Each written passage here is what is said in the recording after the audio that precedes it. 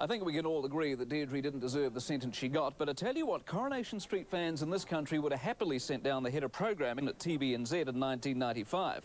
Now that was a saga. Mike Latten cut 1/3 of on-screen time off Coronation Street. It was gone, and there was uproar. It was a Kiwi battler in Christchurch who spearheaded the ensuing protest. Reminded by his daughter that his ethos was not to take things lying down, Jeff Bennett decided to place a small advertisement in the Christchurch Press, appealing to other outraged fans. So the gist of the advert was that, you know, those that are interested, would you be prepared to sign a petition to the effect that you will change from TV1 to TV3 as far as the newscast is concerned.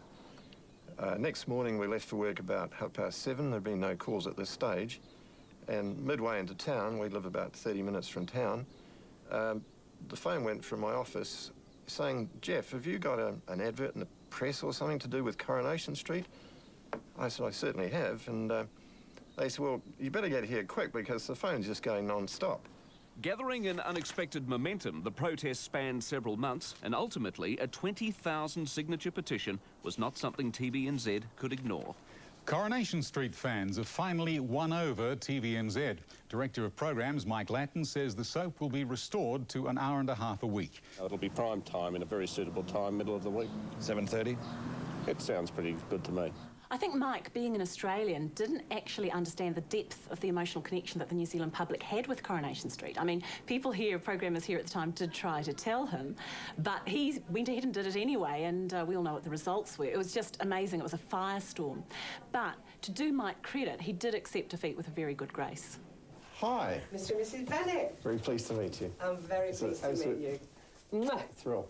Mike Latten was so apologetic, in fact, that the Bennetts enjoyed a trip to Coronation Street itself, courtesy of TVNZ. What happened? They cut I know it you back. got it back. It was 3.5 hours a week we were getting it, and so they decided in their wisdom to reduce it to just one showing of 1 hour per week. Wrong. Naughty, no. No. Well, that's what we said. Many thousands of New Zealanders said the same. And, I know. And so they changed their mind. So what are you going to do with yourself now? Just go back into obscurity. We do, of course, share similarities with the old country, but the reality is that Coronation Street, Weatherfield, belongs to northern England, to the land of the low grey cloud. So you've got to ask yourself the question, how is it that half a world away we love it so much, in the land with wide vistas, where the sun shines, where there's more green than grime? It's good writing. It's the grain of sand theory, isn't it? The grain of sand, yeah. You can tell the story. I mean, people talk about travelling the world to find out what it's all about. And it's all happening in your own street. If you stay in your village, you know, it's a microcosm of the whole world. And I guess that's what it's about. I think the appeal is that you know where you are with Coronation Street. When all the world is falling apart all around you, you can put the TV on and there's Coronation Street. And all those characters that you've known for 30 or 40 years, and there they are. And just makes you feel that all's right with the world. Oh, it's sheer the excellence of the work. I mean, it's the success of Coronation Street. It's related to its production values. They are the best in the business. It's sort of like what you get in a little Māori community, really. You know, you could see that at the Moirewa settlement in the far north. Just a bunch of people, you know, living very close together in a communal type situation. They can hear each other's problems through the very thin walls. They feel, you know, the triumphs, the heartaches, and then they go and celebrate or commiserate down at the pub at the corner. It's just like any other Māori pa, really, except these are just a bunch of Pākehā Pomi people. There's no doubt the key to the success is modern-day Shakespeare.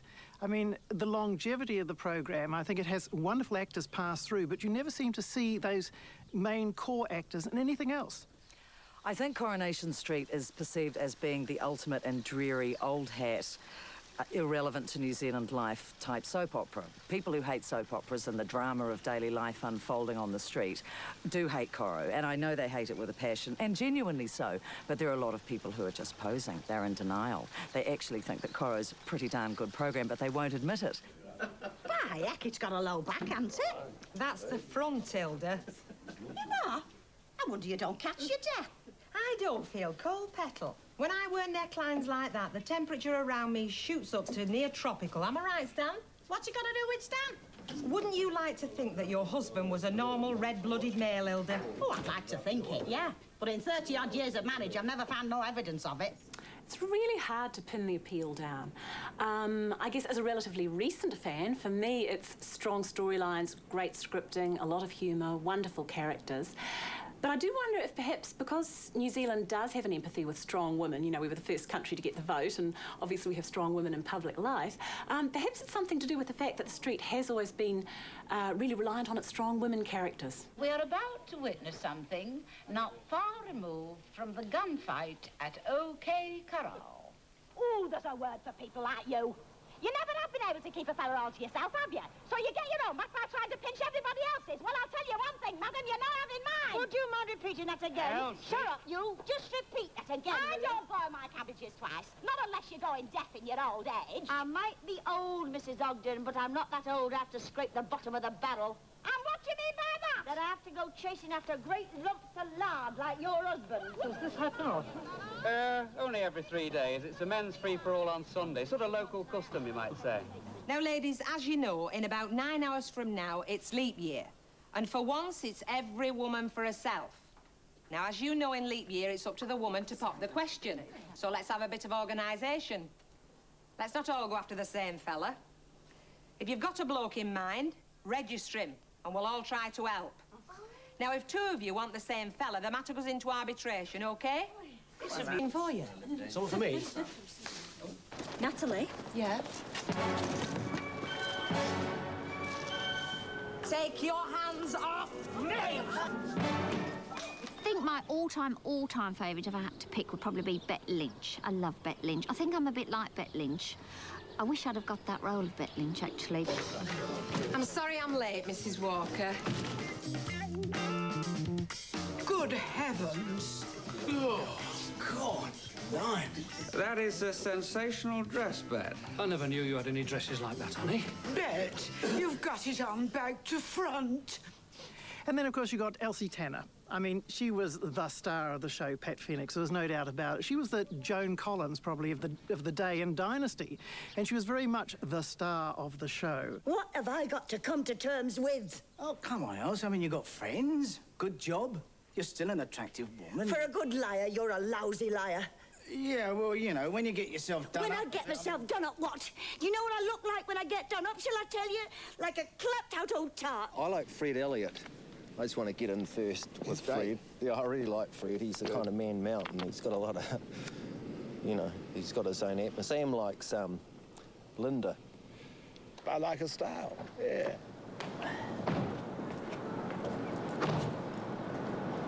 Come on, let's get in. The character, I think she does it so well. Again, like all of them, you know, but she has that, yeah, that certain rough girl appeal. Yeah, yeah. Well, I hope he loves her, because nobody else does.